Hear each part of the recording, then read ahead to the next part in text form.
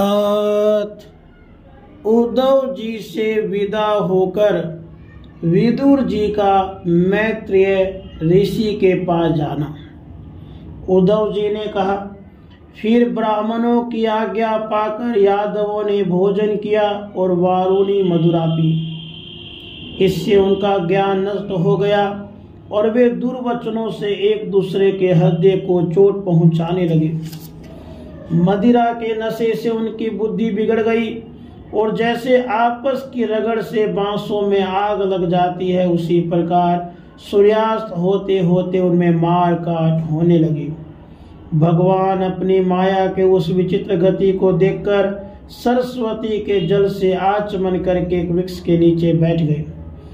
इससे पहले ही शरणागतों का दुख दूर करने वाले भगवान श्री कृष्ण ने अपने कुल का संहार करने की इच्छा होने पर मुझसे कह दिया था कि तुम बद्री का आश्रम चले जाओ। विदुर जी, इससे यद्यपि मैं उनका आशय समझ गया था, तो भी स्वामी के चरणों का वियोग न सह सकने के कारण मैं उनके पीछे पीछे प्रभास क्षेत्र में पहुंच गया।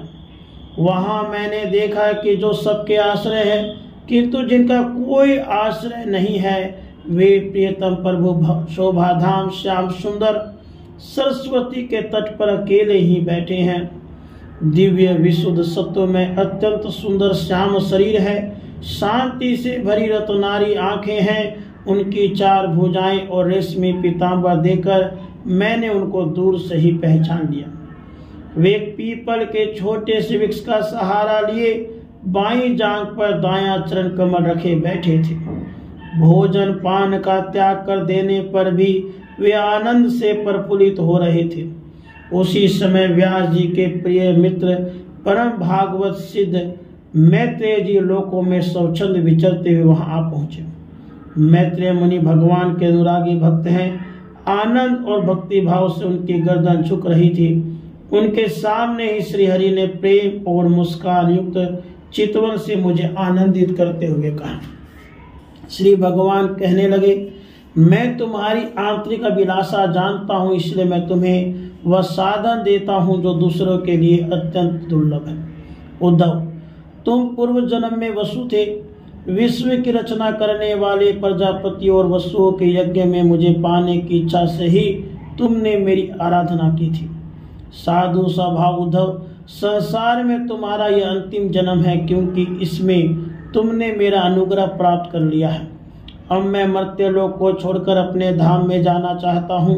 इस समय यहाँ एकांत में तुमने अपनी अनन्य भक्ति के कारण ही मेरा दर्शन पाया है, यह बड़े सौभाग्य की बात है। पूर्व काल के आरंभ में मैंने अपने नाभि कमल पर बैठे हुए ब्रह्मा को अपनी महिमा के प्रकट करने वाले जिस श्रेष्ठ ज्ञान का उपदेश किया था और जिसे विवेकी लोग भागवत कहते हैं, वही मैं तुम्हें देता हूँ। विदुर जी, मुझ पर तो प्रतिक्षण उन परम पुरुष की कृपा वर्षा करती थी। इस समय उनके इस प्रकार आदर पूर्वक कहने से स्नेहवश मुझे रोमांच आया। मेरी वाणी गदगद हो गई और नेत्रों में आंसुओं की धारा बहने लगी। उस समय मैंने हाथ जोड़कर उनसे कहा, स्वामी, आपके चरण कमलों की सेवा करने वाले पुरुषों को इस संसार में अर्थ धर्म का मोक्ष इन चारों में से कोई पदा दुर्लभ नहीं।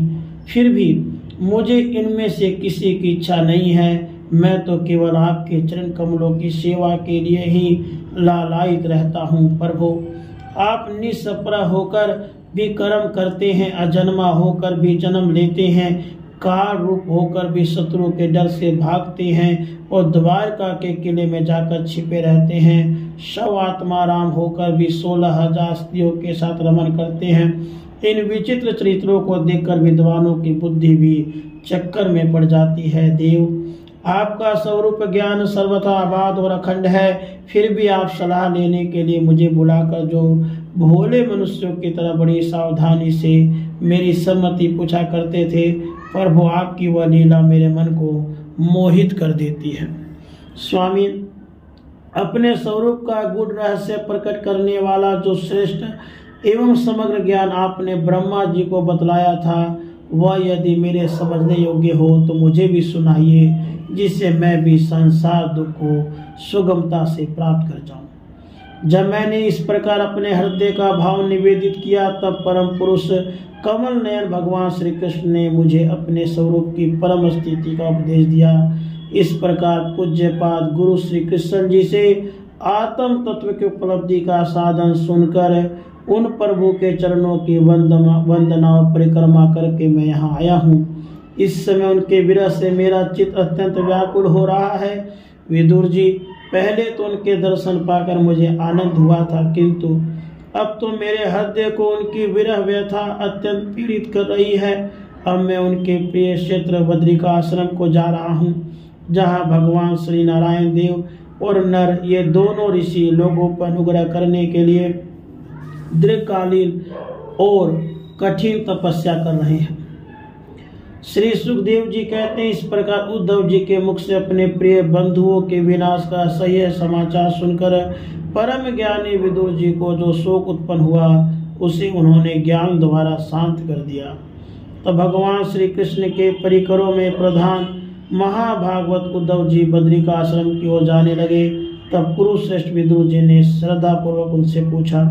विदुर जी ने कहा, उद्धव जी, योगेश्वर भगवान श्री कृष्ण ने अपने स्वरूप के गूढ़ रहस्य को प्रकट करने वाला जो परम ज्ञान आपसे कहा था, वह आप हमें भी सुनाइए, क्योंकि भगवान के सेवक तो उनके सेवकों का कार्य सिद्ध करने के लिए ही विचरा करते हैं।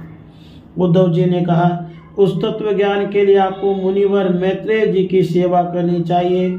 इस मर्त्य लोक को छोड़ते समय मेरे सामने स्वयं भगवान ने ही आपको उपदेश करने के लिए उन्हें आज्ञा दी थी।